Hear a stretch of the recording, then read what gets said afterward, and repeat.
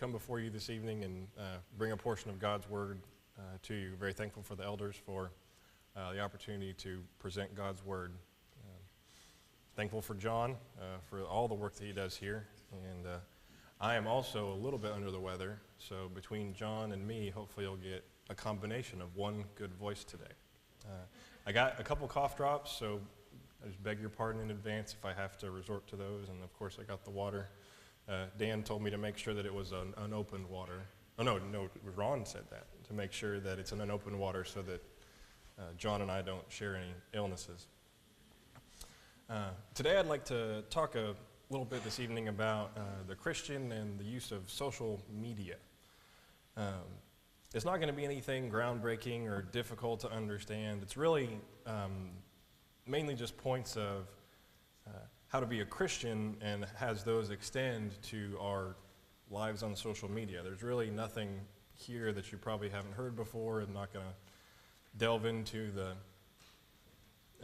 root words of anything really too difficult. It's just going to be applying that to our this day and age of social media. Go through a few pros and cons, and then we'll talk about some specifics. I focus on Facebook because that's the only social media thing that I have. It can also extend to Instagram and Twitter and other things. It's an extension of you. The things you post on Facebook or anything social media related is something that you're basically saying to anybody who will listen. So we have to be careful and conscious of things that we put out there. Some good things, that's one I took from John. You're standing on a hill with a megaphone. It's a good thing because, Jesus preached on a mountain to reach as many people as he could. The idea is that, for however many Facebook friends or whatever followers that you have, those are people that are going to listen to you, at least, for 10 seconds or whatever it takes to read your stuff. So that can be a good thing. You can bring people to Christ. You can encourage others, especially brethren. A lot of times there are people that we wouldn't otherwise be able to get a hold of, but we can send them a message or a post on something. You can keep in touch with family and friends as well. There's also some cons or not so good things about social media. Again, you're standing on a hill with a megaphone. The same thing applies as much as it's a good thing, it can also be a bad thing. Things on social media are permanent. That's a big one. Young people really need to know that one. Not that I'm an old person, but I've been around long enough to see things. It's very common, like for celebrities and famous athletes and things like that. They'll throw something out there on a social media page, and their publicist or somebody gets a lot of negative feedback, and within an hour they've taken it down. But also within that hour, all these people who are just trying to get shock value and gossip and whatever else have already taken a picture of that, copied it down, already written a story about it within an hour, how fast things are done today. So it's permanent. And the same goes for like text messaging and sending pictures to people. Just because you think that you trust somebody doesn't necessarily mean that you should send them, a picture of something. You don't never know what they're going to do with something like that. It can always come back to hurt you in the long run. You may delete it on your side, but that doesn't mean that it's deleted forever from everything. Just like you can bring people into Christ, you can also push people away from Christ. Just as if somebody in the church acts negatively in public and that pushes someone away, if they associate you with this group here or with being a Christian in general, that also can be pushed away by actions on social media. It's an avenue for sin to enter your life. The devil is that roaring lion seeking whom he may devour, and he will come in with sin in any way that he can. And then the one other negative thing about social media is that it is a big, big, big time sink. And it can be a big distraction. And we have to be very careful that we do not let that happen in our lives. So there's some good things, some bad things, and we'll kind of try and expound on them a little bit as we go. So again, I focus on Facebook because that's what I have, but you can extend this out to the other forms of social media. Some concerns that I see is there's a lot of really worldly things that can be spread and shared in social media. We need to be very careful as Christians, the things that we like, share, post, write. I've seen things that like aren't bad, things that are fine, a funny joke, a funny picture, a saying, a story, something that like, nothing sinful at all about it. But the way that social media works is you click that thing and then it shows you the next thing and it shows you the next part of that page. And then before you know it, you have stumbled onto something that's sinful and not godly, that's worldly. Matthew 18:6 is the first passage I'd like to start at this evening.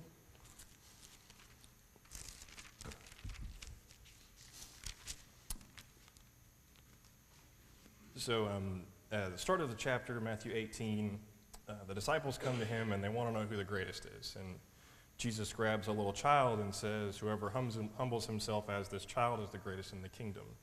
And then verse 6, it says, but whoever causes one of these little ones who believe in me to sin, it would be better for him if a millstone were hung around his neck and he were drowned in the depth of the sea. It's a pretty weighty statement that he makes there. It's if you cause one precious soul to stumble, that's a big deal. As much as the angels in heaven rejoice for someone who comes back, it's equally and oppositely sad for someone who falls away. So we have to be very careful about those things that we share, that we're not sharing something that opens a door for someone else. If we go to James chapter 1, speaks a little bit to that. James chapter 1, starting in verse 14. But each one is tempted when he is drawn away by his own desires and enticed. Then, when desire is conceived, it gives birth to sin. And sin, when it is full grown, brings forth death. So, while we may have shared a post that we just thought was funny or entertaining or meaningful, we may have opened a door and left a door open for someone else to have that temptation, that desire brought up. So I'd be very careful about that. Another thing that's really been concerning to me, I guess, is I've seen a lot of stories, photos, again, any form of social media sharing that you want to call it, with profanity and like foul language in them. And that's really, it's really awful to think. And this is from Christians, or people who say they're Christians. It's not something that a Christian should be seeing, let alone sharing and spreading to others. I find it really funny because I don't think most of those people would say the things that they would share on Facebook or whatever, but they don't seem to have any thought about sharing a story like that. And this is, let's see, Romans 12, the next passage I'd like to go to.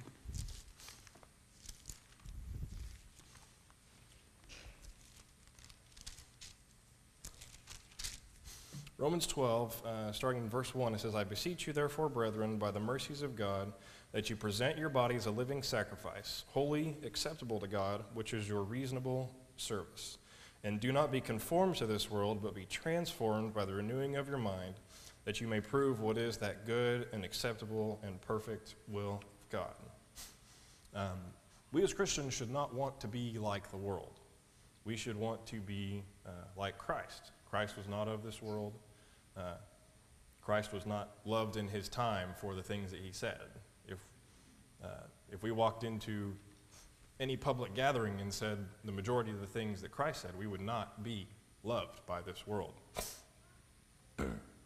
I've had, I think of a kind of an excuse. It would not be a good excuse, but one nonetheless. I know it had a bad word in it, but it was really funny, and that doesn't really bother me that much. That's not the kind of attitude we need to have. If it's something that's sinful, we shouldn't be able to excuse it away because of the entertainment value that's on there as well.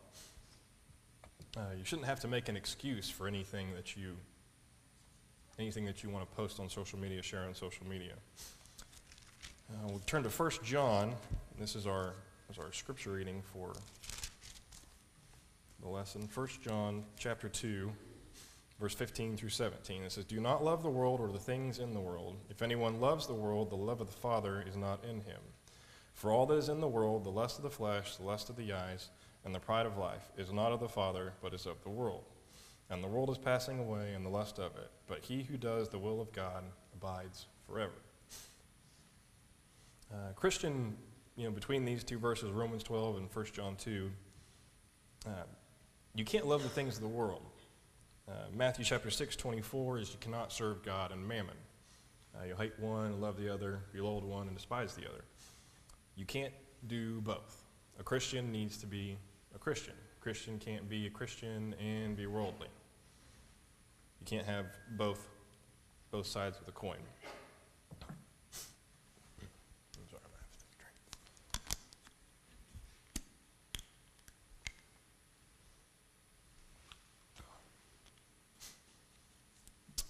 1 Thessalonians 5:22 is abstain from every form of evil. It's a very simple verse, but it's also very powerful. Sometimes there are things that come up in our lives that we may just not be able to partake in. We talk about things that are a stumbling block for someone. While there isn't inherently anything wrong with it, sometimes a person won't go to a certain place because, friends they have in the world were there and it's not right for them to be there. There's nothing wrong with it, it's just a restaurant, whatever. But they choose not to be there. Social media may need to be this way for certain people. Just like I said, it's an extension of yourself. If you can't, as a Christian, abstain from, certain groups, certain things, certain words, certain postings, certain pictures, then maybe you shouldn't have a Facebook account. I have friends on it. You guys remember the roads. Zane thinks that Facebook is the worst thing that's ever been invented. Hates it.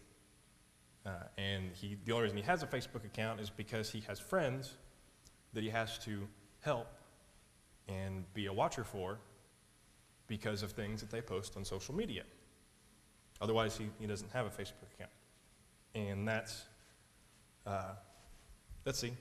There's pros and cons, obviously. We've talked about some good things about Facebook. It's not necessarily that everybody needs to get rid of their social media accounts, but it's something to think about. If it's something that's preventing us from being the Christian that we need to be, then we should be able to let that go, if it needs to be that. Ephesians chapter 4, I'm going to start in verse 29. Ephesians chapter 4, verse 29, it says, "Let no corrupt word proceed out of your mouth, but what is good for necessary edification, that it may impart grace to the hearers. And do not grieve the Holy Spirit of God, by whom you were sealed for the day of redemption. Let all bitterness, wrath, anger, clamor, and evil speaking be put away from you with all malice."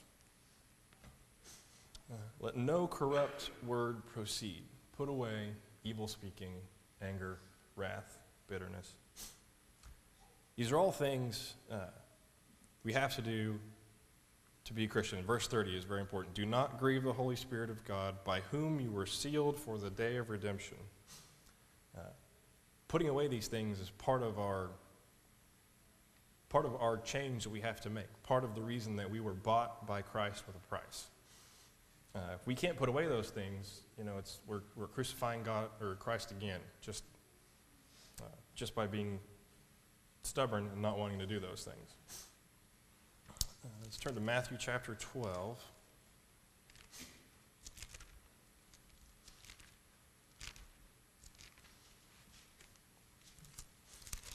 Matthew chapter 12, we'll start in verse 33. It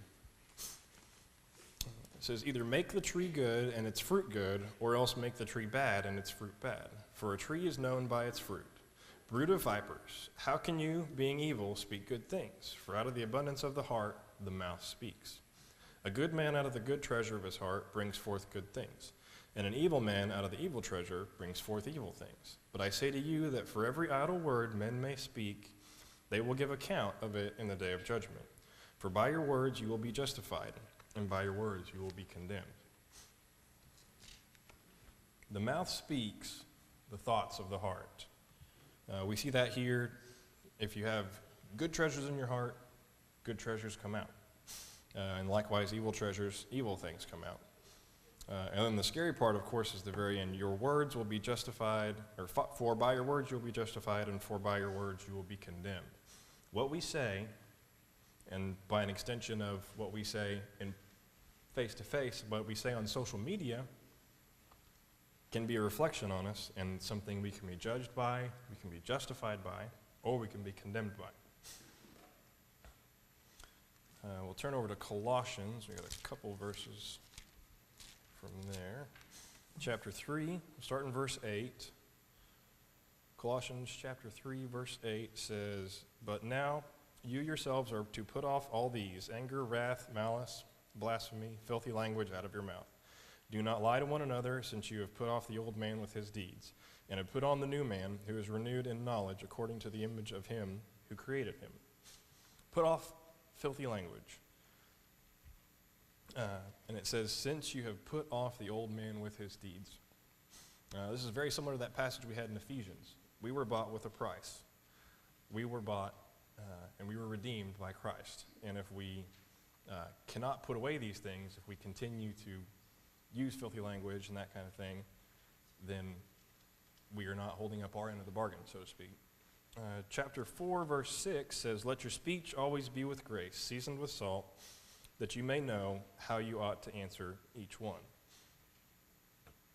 I love this analogy because if you're eating, we saw us had wonderful Thanksgiving dinner. I'm sure we didn't need any extra seasoning for it, but in case you did, if something was a little bit bland, you put some salt on it. It makes it taste better, it makes it go down better. Our speech has to be that way too sometimes. If we say something and somebody doesn't take it right, then we need to season our speech with salt so that our speech is more palatable for those around us. If our speech on social media is such that it turns people away, if we have filthy language, if we talk bad about people, if we post negative things, then we're turning people away. Our speech is not palatable. It is not seasoned with salt for those people who are coming in contact with it.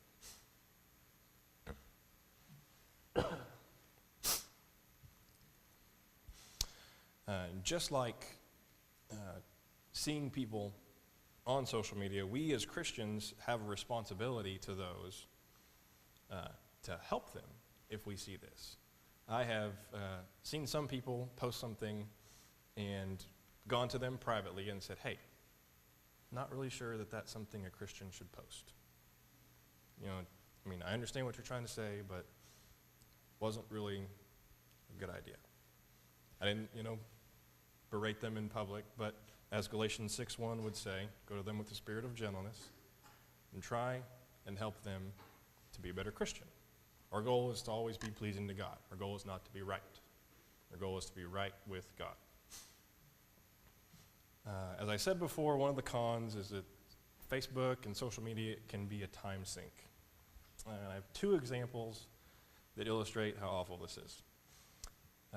Back when I was in my first year of college, way back in 2004, Facebook was a new thing. And it was way different than it is now, way less integrated. You actually had to have a .edu email to be on Facebook because it was a college thing. I didn't have a Facebook account then. I thought those people were crazy and took up too much of your time and stuff, and now I have one, of course. And I fell victim. But I had to take a class that also had like a computer credit in it, and so I took English in a computer lab and used write stuff every day. But it was amazing to me how all of these college kids would come in, and as soon as they sat down, they'd log into their Facebook. And they're like, "Oh my gosh, this person posted this, and this person had this photo, and oh, this person's my friend now, and oh, this person liked my post." And that was all that Facebook was. There's pictures and messages and friends. Now there's a whole lot more involved. But that was back when Facebook was in its infancy. And now they've done so many more things in the last decade to keep you entertained on it. So if you can imagine how awful it was and how much of a time sink it was then, how much more so it can be now.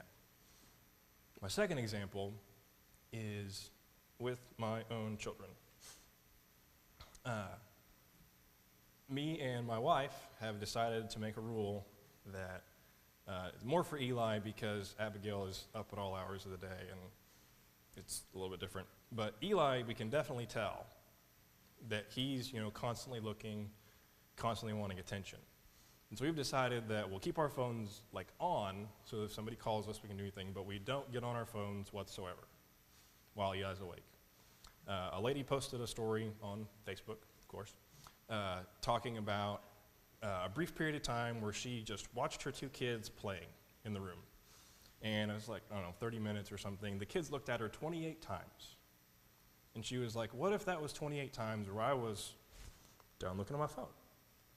What if that was 28 times where they were trying to get away with something? What if that was 28 times where they were looking for, smile from mom and dad? And so we said, you know what? It's a good point. So we try to do our best to keep our social media, keep our distractions to a minimum. If we're stuck on Facebook, we can't teach our kids about God. If we're stuck on Facebook, we can't be the proper example that we need to be. We can't teach them while we're rising, while we're walking the way, while we're working. We can't do any of that if our head's buried in a phone. All that being said, phones can be a wonderful tool. We just have to be cognizant of our situation and what we're doing. I didn't even know this, but you can get a Bible app concordance on your phone. I think it's called eSword. You can get a dictionary. You can have the Bible on your phone. That's really great. You can't beat that. So like I said, you got to keep it in moderation, but you can also have a lot of wonderful resources. Most people have internet on their phones now. You can Google things and use that as well to help if you're needing to study something. As always, convert it or compare it to the Word, but lots of good things that can come from our phones. Some things we got to keep in mind and think about.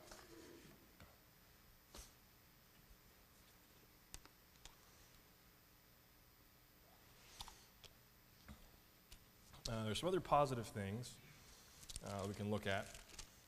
2 Timothy chapter 4, verse 2, Paul urges Timothy to preach the word, be ready in season and out of season.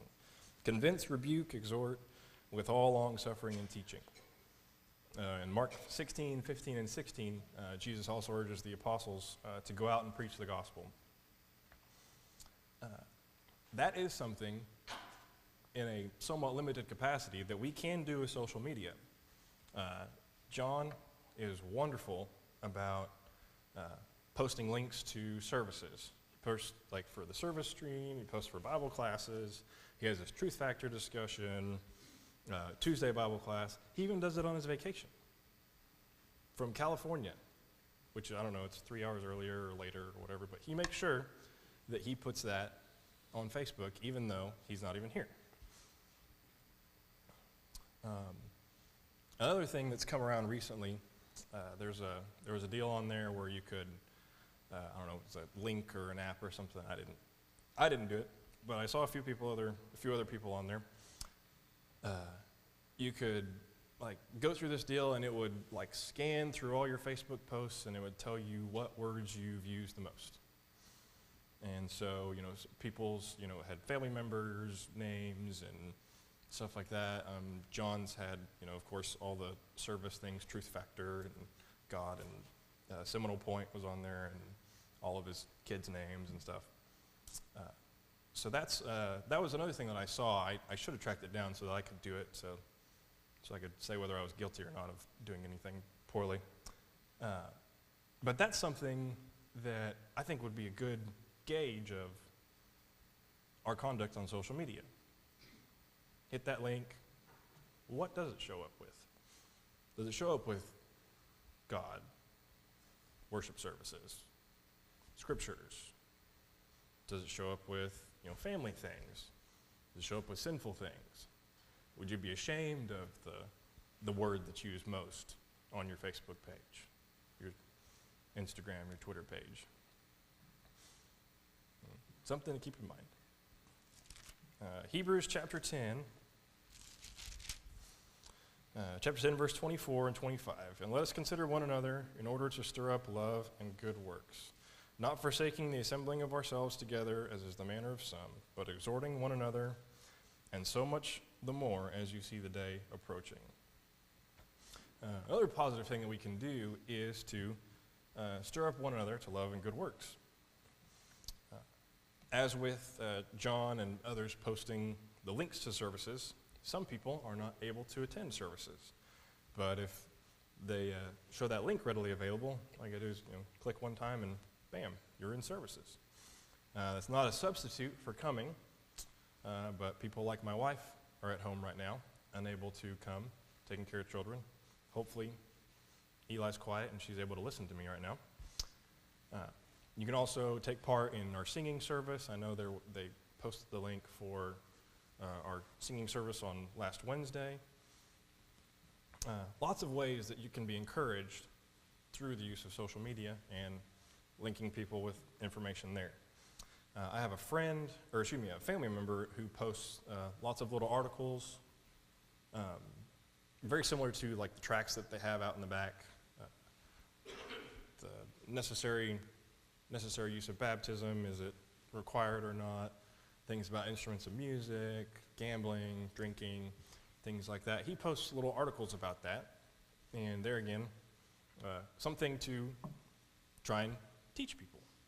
So they may or may not read it, but if you get one person who reads that and they're like, I never saw that, that actually makes sense. What else can you tell me? Next thing you know, you got a Bible study. Maybe you have a new Christian. One other thing you can do, because you're linked with so many people, you can ask for prayers. How many times do we need prayers in our lives?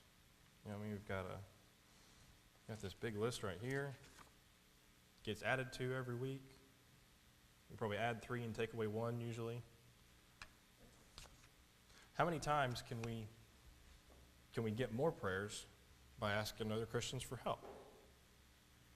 Prayer avails much. How many times have we had a friend, I worshiped at 84th Street for most of my life.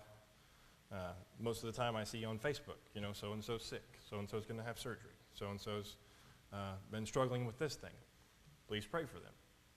That's, 2 more prayers that they wouldn't have otherwise had. It's a wonderful thing to be able to pray for Christians the world over.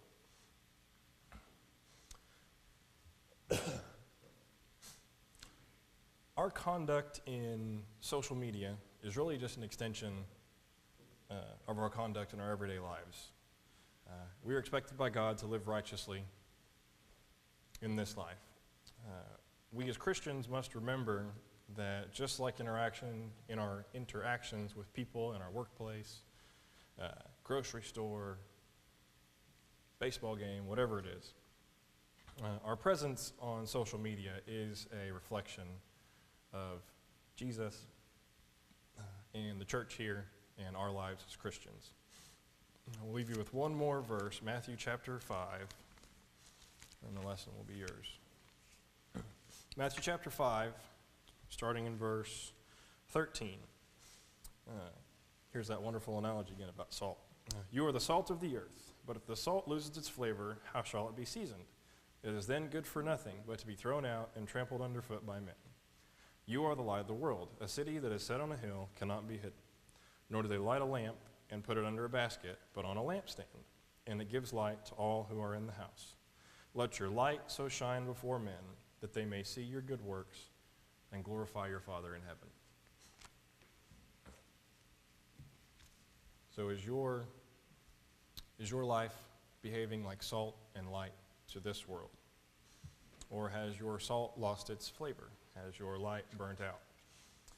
If you have had any of these things happen, you can get the prayers of the congregation. The elders will pray for you. This congregation will pray for you. If you have not yet become a Christian, you can put on Christ, confess that he is the Son of God, be baptized and raised to walk in a new life because you were bought with a price. Whatever your need may be, please come forward at this time as we stand and sing.